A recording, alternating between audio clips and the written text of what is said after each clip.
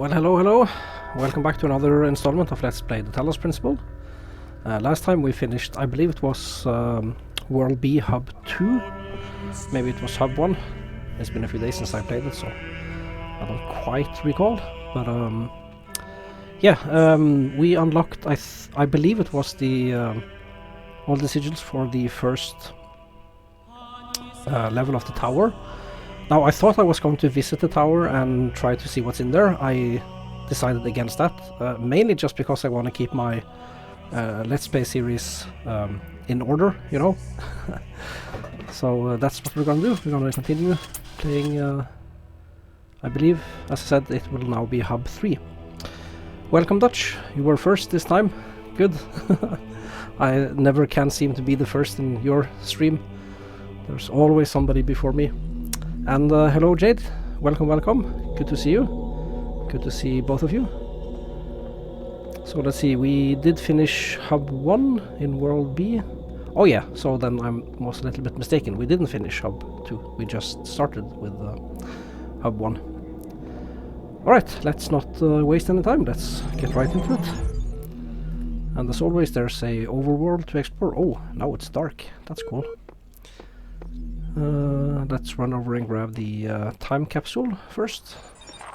I keep having these dreams. Great empty cities, silent roads stretching for miles, the Earth from space, all dark. Not a single light to guide me home. But if someone really came from another world, what would the Earth look like to them? A wilderness? A wasteland? I don't think so. Even after thousands of years, they'd see a world shaped by our hand in every aspect of its being. They'd see the cities and the roads, the bridges, the harbors, and they would say, here lived a race of giants. These dreams, they scare me, but they also remind me that we built all of this. That's interesting, yeah. I've had similar thoughts actually, like if we all died out and aliens came to visit, they'd at least see our artifacts, you know. So let's see, there was a terminal right here. And we can see, I guess this is Elohim's eye, right? Or actually don't answer that. I mean, it must be, mustn't it? Let's see, web crawl, location, and some dates. Science magic, weight loss 722, arcade journal B1. Let's start with sciencemagic.html. Though the term science has only meant what it does to us for around 600 years, its practice far predates the name. There is evidence, pre-Aristotle, which indicates soothsayers, mystics, and the like, may have employed basic scientific methods to predict the future and confound their benefactors. One anecdote concerns a palm reader who was exposed when two wealthy clients compared their readings and found them to be identical. In 1948, the tendency to discover deep personal meaning in vague descriptions, delivered authoritatively, was given a name, the Forer effect. Today, it is recognized in all contemporary psychological theory. I thought that was called the Bardem effect, right? After the famous circus director who said there's something for everyone. But maybe the Forer effect is if vague descriptions are given authoritatively. Maybe that's the thing. I've never heard of the Forer effect before. So let's see, weight loss 722.html. Weight loss blog, latest entry. Oh man, if there's one thing that's good about inevitable death, it's the food. Yeah, baby. I'm going to have all the horribly unhealthy food in the world. I'm going to feast on jelly bananas like a crazy monkey on Monkey Christmas. And you know those muffins that have so much chocolate they're basically melting?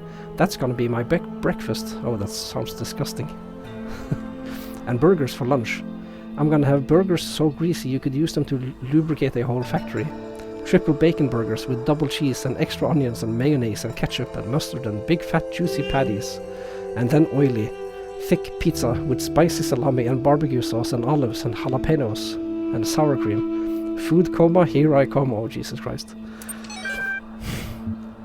Arcady Journal 81. Fascinated by Drennan's project. Lovely conversation regarding the Talos principle. Greek philosophy, relevance to current situation.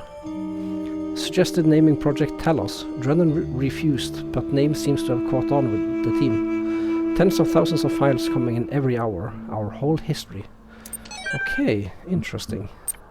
Yeah, so I'm very curious now to learn a bit more about the overarching story. I mean, so far I've gathered that we're a robot in a simulation.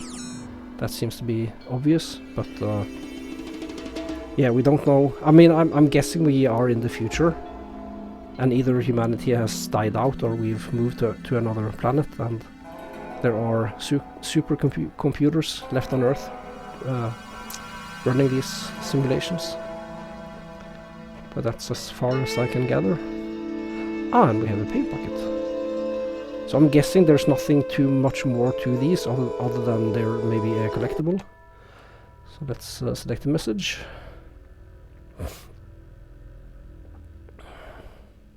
The tools to overcome this place have been provided to us. We need only learn how to use them. I like that. And I've got a version number as well, 99. So I'm pretty late in the line, it seems.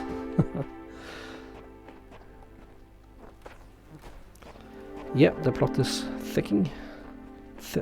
Thickening. I mean. Let's see, how many puzzles are there here? 4.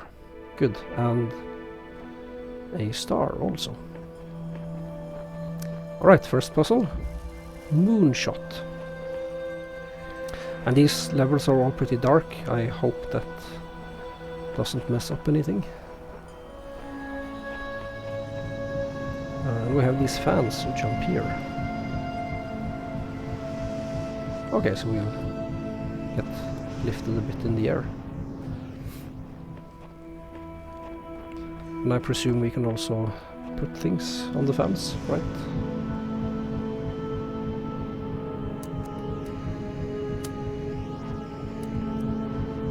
Oh, I think I got this now. Maybe we just put this on top here and we can... Oh, this powers the fan, doesn't it? It does. And then we probably do like this, right? And we need to connect it first, I see. But as soon as I step off, it'll fall down, but just as I'm saying that, we discover another hexagon. Or hexahedron, I mean. So, that should be it, right? Yeah. Nothing to it. This is our first fan puzzle, so just a tutorial puzzle, I guess. Uplifted. Use the power of air to your advantage. I like how all these trophies are very descriptive of what they actually do. That's one puzzle down. I think this will go pretty fast. Now we have the tomb. And I'm raiding the tomb, so I guess that makes me a tomb rider. No, tomb raider, not rider. Okay, we have a jammer, a red power source, 2 red sockets. Another red socket and a connector.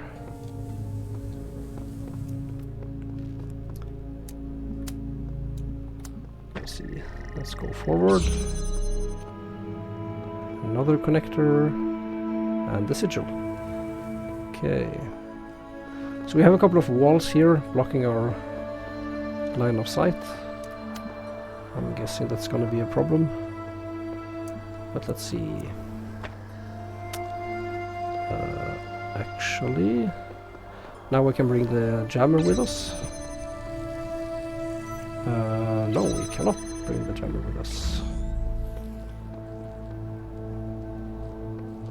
Ah, let's see. I think I got it.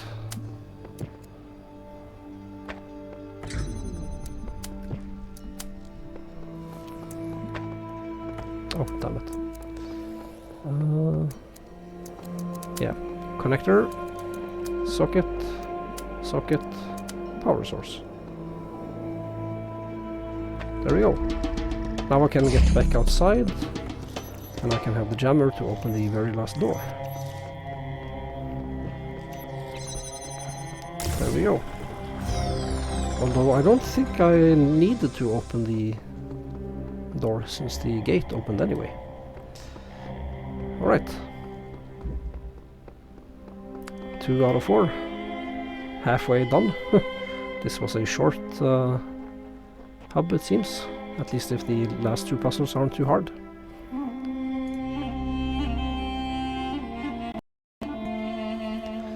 So let's see. Man on the Moon.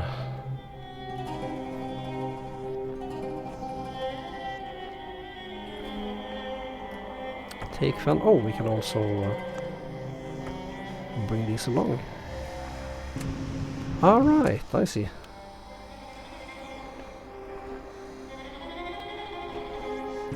What happens if I use this? Oh, I get boosted over. Ah, and there are helpful ladders. That's good. And didn't we learn previously that we can't climb while holding things? Oh, the sigil was very hard to see, but there's a sigil back there. Okay. And there was a... what do you call them? Touchpads? No. The pads you have to hold down. So we probably have to send a box over there. And then ourselves. There we go. So I'm guessing this hub is sort of designed just to teach you the fan mechanics. And also there was a star in this hub, so we gotta keep our eyes open for that one. Although everything's so damn dark, it's difficult to see. Alright, last puzzle. Higher ground. So we have keys we need to get. We have some higher ground, it seems.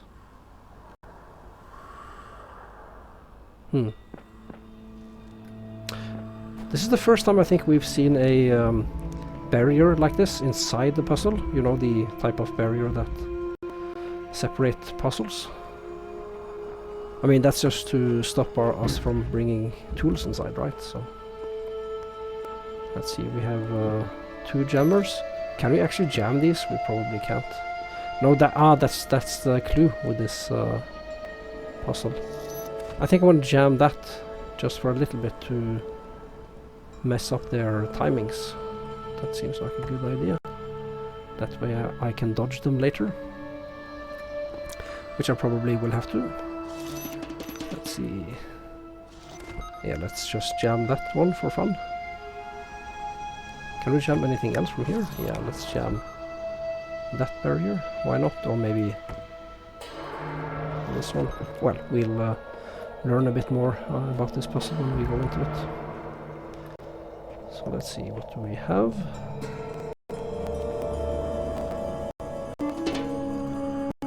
Ah! So we have another higher ground here. So this puzzle is about strategically gaining access to rooms as we go, it seems. So this was a dead end, except we can use this window for something. Maybe to mess up the timings of those 2 sentries. Can we do that from here? No, doesn't look like it. Okay. So now we can get the keys. Hooray, forethought. Now, let's see. We should probably get ourselves into that room next.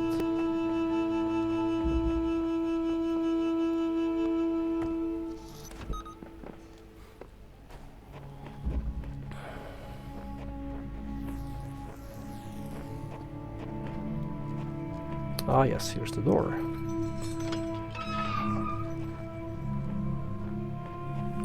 And some QR codes. Epitaph. Child program V10.6.1008F. Codename 1W/Faith. Terminated here. Logic. Worship the designer for a certain amount of days. Then allow the serpent into its heart. Final memory dump. I asked the designer for forgiveness that I may join him in the eternal memory. Progeny programs. At, and then samsara and sheep. Ah, okay, I think I missed that. The at is an actual other robot. I thought that was just part of a designation. Alright. I guess someone met their end here. Seems we're all connected somehow, like distant family relations. Different versions, different series. What are we? Signed Sheep. Who cares? Just be grateful we don't have to read anything more about our great designer. Signed the Greek. Oh, he's also a high version number. Right. So yeah, we definitely have to disrupt their timings. But we have to get access first.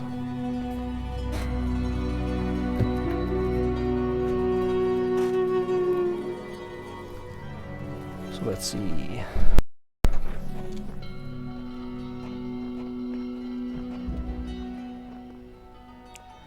We'll use this jammer for that door. That way we can bring this jammer. Oh no, wait a second. I have to block the other door. My mistake. Let's see. I have to jam that barrier to disrupt the 2 sentries first.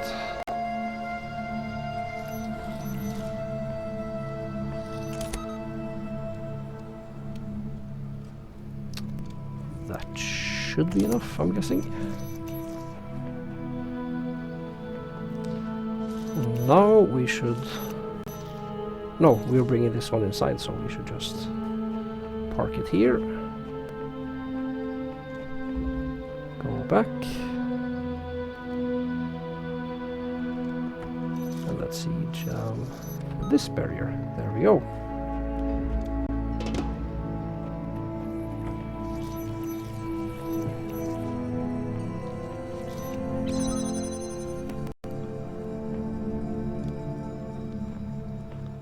Now we should keep in mind we don't have any more jammers with us.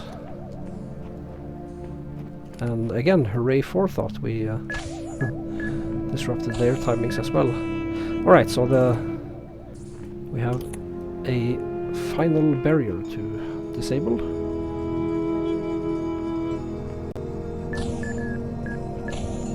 Let's just be careful, not rush anything. Oh.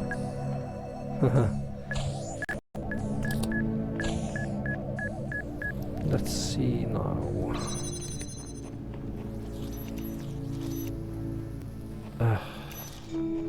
This might be a problem.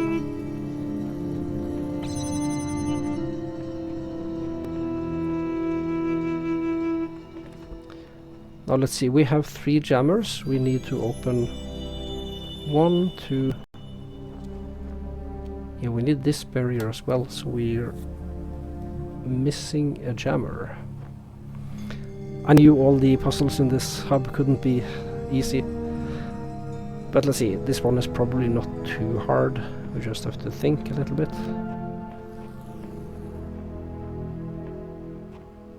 I didn't see any ladders.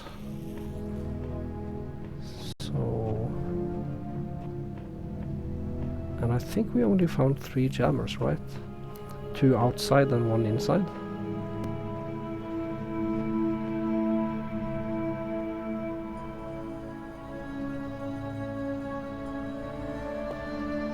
And once I'm into this area, I have to have placed these outer 2 jammers in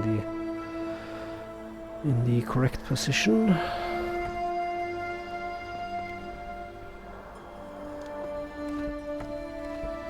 Let's see, let's think about this. So we have 1, 2, 3, and then the last one there. We definitely can't use 2 jammers to jam, or sorry, 1 jammer to jam 2 barriers at once. Let's seek counsel, see what it says this time, since we haven't yet unlock the consoles. I know how this works. You've got answers, I need them. Let's come to some arrangement. The messenger must be awakened first. Right.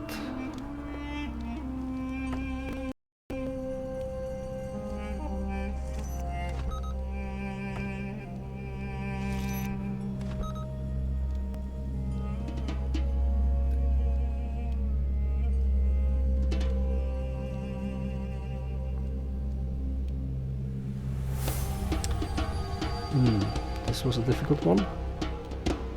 Let's just see. Let's make sure we're not missing anything.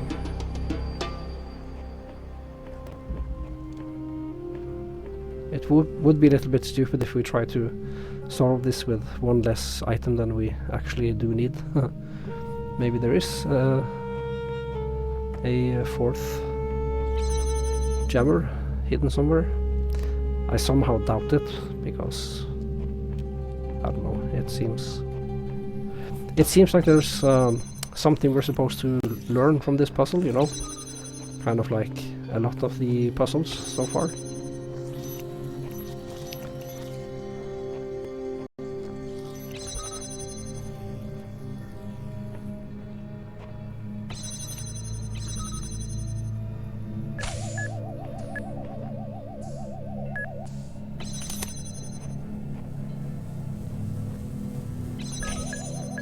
Because once I disable this, there's no coming back for it, right? So... did I somehow miss something by the exit? I don't think so. And these sentries are making me very nervous. No, I think we only have the 3 jammers to work with. Alright, so we have to be clever.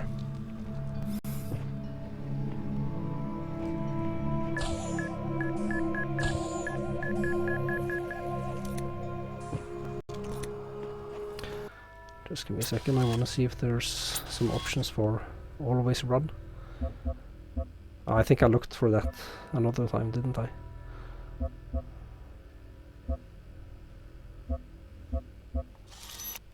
Game options, subtitles, crosshair review. No.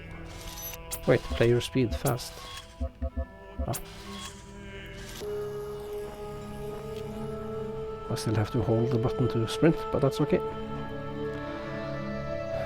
Well, the puzzle is called High Ground. That's a hint. However, I don't see exactly how much of a hint it is.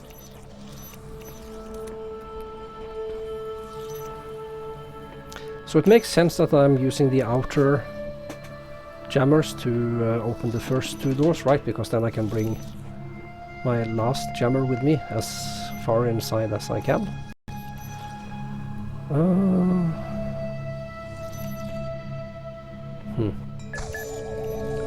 And there's no other way to open this.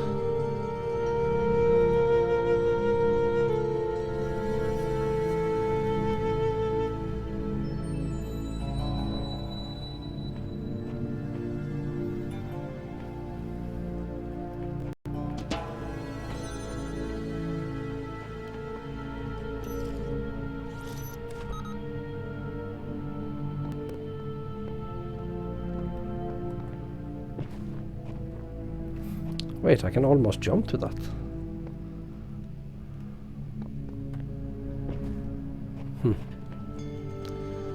If I can somehow make it across here on top there, then I can just walk across to the exit.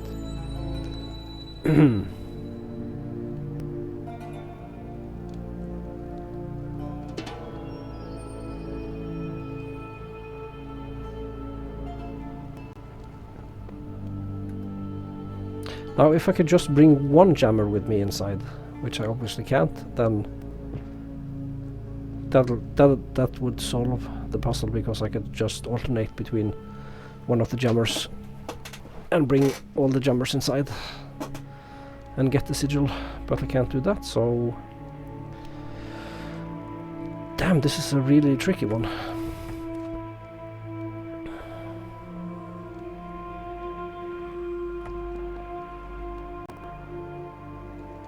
So I got the key, opened the door, which I had to do anyway. Which let me open... Well, yeah, open the door behind that pillar over there.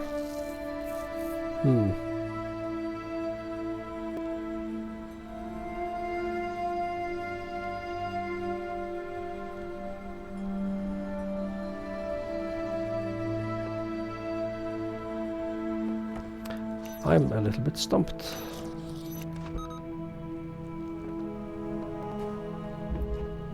We open the first two barriers, bring the third jammer with us. And the only sensible thing we can use this for is to open the second to last barrier. Having done that, we can't bring this one further inside. We can still go back and fiddle with the last two. But of course, fiddling with the... No, wait a second. I think I got it. We can use this jammer to hold open this door. Ah. And then we don't need one of these jammers to hold that door open for us, right? Then we just need to open this one. And... the sigil.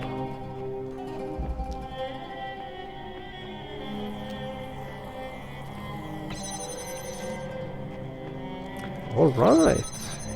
We got it. Wasn't too tricky. So the lesson learned is we can hold doors open on both sides. Alright. There we go. I'm kinda happy with that. We did miss a star in this area. Oh, and the eye is looking at us again. Loading Milton Library Assistant. Done. Initiating plain language interface. Done. Support session opened. Here's what I've been wondering while you were off carrying out commandments. You said that consciousness is some kind of functional system. Arrange bits of matter in the right order and out springs sentience. That's all very well on paper. But if what counts is what something does, not what it's made of, then couldn't you and I design a series of tin cans on strings that qualified as being conscious? Didn't we get asked this question before? Yes, naturally, or I'm not sure I'd go that far. I'm not sure I'd go that far. What about a computer program? Suppose we built a perfect simulation of the brain, only it was made of transistors, not neurons. Wouldn't that be conscious? Well, I guess it would. So what's the difference between the computer and the tin cans? They're both just man-made systems. Computers are electrical. Computers can remember things. I'm beginning to think I'm a computer, and I know I'm conscious. I can't name the difference, but there is one. I guess there isn't one. Well, I guess this is tricky. Let's go with this one. I'm beginning to think I'm a computer, and I know I'm conscious. Good old-fashioned speciesism, is it? You're made of different stuff to that guy, so he doesn't feel the pain when you burn his house down. Still, you're going to have better grounds than that. Let's go with computers can remember things. So can tin cans. Expertly arranged. Try harder. And we can choose this answer again. But let's go with computers are electrical. You obviously don't really know what electricity is, and I've come to mythologize it. If I ran 100 volts through the tin cans, would that satisfy you? Honestly, say something sensible or walk away. Ah, that's fun. Let's see, something sensible. Right, I've had enough of you for the time being. You can come back when you're ready to participate like an adult. Ah, that's very funny.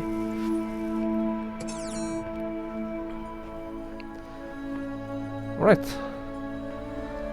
So, we did all the puzzles, except didn't find a star, but that's okay. We'll come back for stars later.